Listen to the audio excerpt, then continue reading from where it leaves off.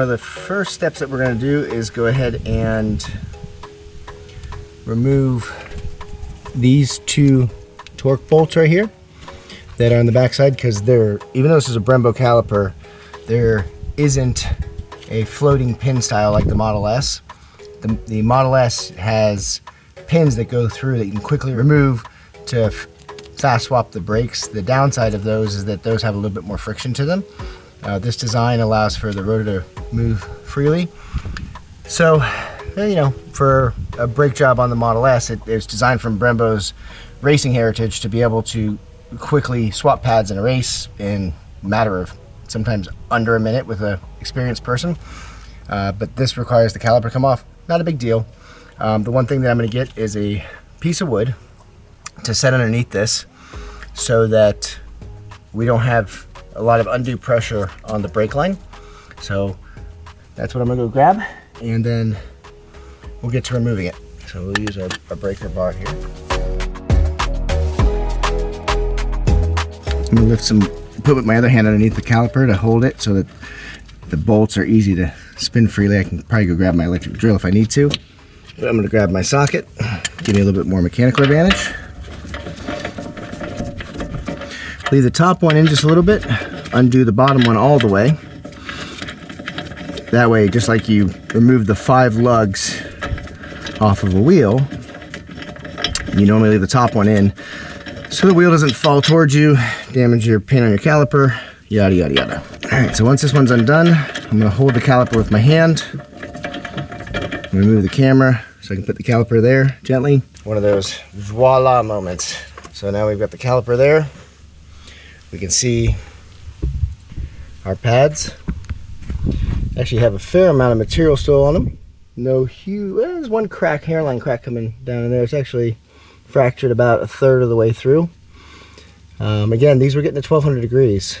So I'm pretty surprised how good they look. I have looked online. I haven't seen anybody post what the maximum temperature spec is for these pads. I would imagine that they set them up to handle standard braking, but the 1200 degrees we experienced was actually at the track with stock wheels and tires.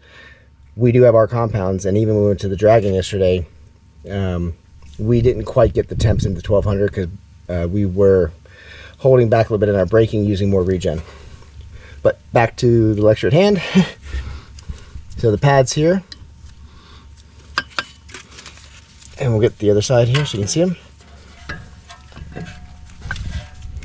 And these are the spacers to push them back.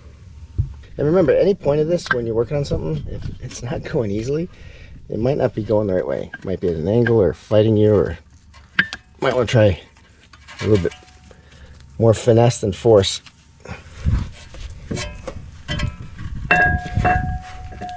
And it's really nice having that block of wood there, because that's like having like a second hand holding it.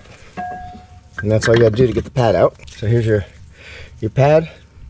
You can see one of the hairline fractures starting, but we're going to retain these so that way we have them for, you know, whatever the useful life of the car is. It's nice to not throw these things away and have them for the future. So that one's out.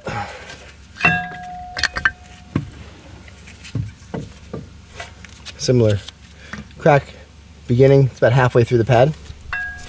Now, if you don't have a tool to push back the pads, sometimes it's better to use the old pads to push back than your new ones so you don't damage the new ones. But these actually push back really easily. What I find is sometimes pushing one of them back first, one of the pistons back first, then trying to fight both gets this what's called stiction that happens sometimes around rubber seals, moving freely so you can push them back with your hand. And again, one of the things I didn't mention is don't do this right after you've driven the car. Yeah, so here we got our new Carbotech pads for the front. We've already pushed back the pistons, so we're clear to start installing these. Now these are not beaded in yet, so they didn't have time to bead them in for me.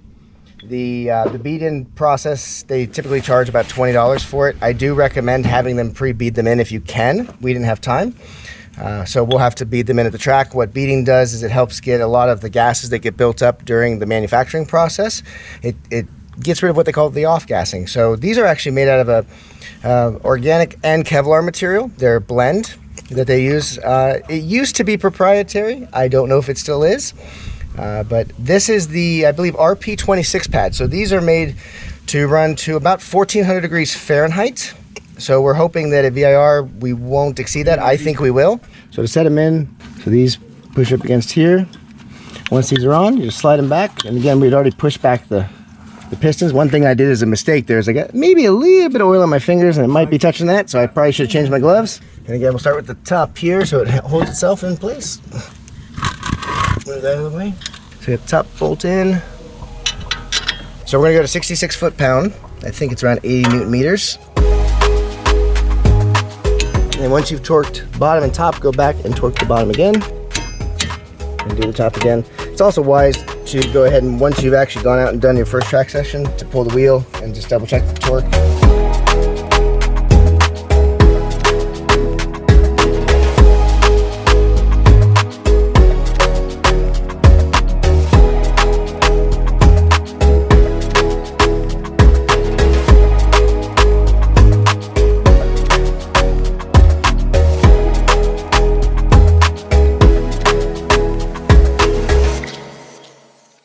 So the first step to do the rear brakes, because of the electronic parking brake, is to get the parking brake to release.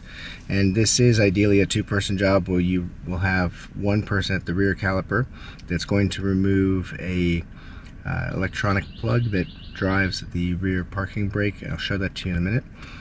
But from the display screen side, to be able to get it so that the parking brake is not applied, and you'll see that there's still a warning from doing the other side.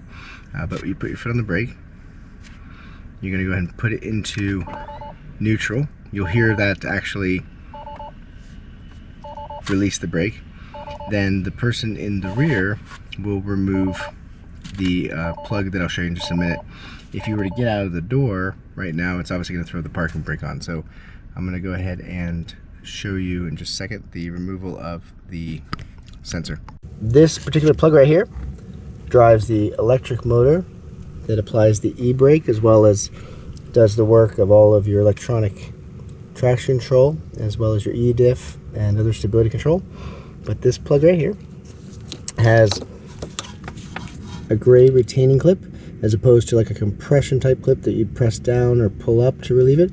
You slide the gray portion here towards the back, and then you will pull it away from the brake motor itself, and then that way when the person who's inside opens the door, it doesn't apply the brake again and make it difficult to change your pads. So now we're going to remove the electric motor from the back side, and first thing to do is remove the bracket that's here that is holding the brake lines, and then the next will be to remove the motor to actually get to what is an adjustment Allen, which will allow us to retract the single piston on this caliper.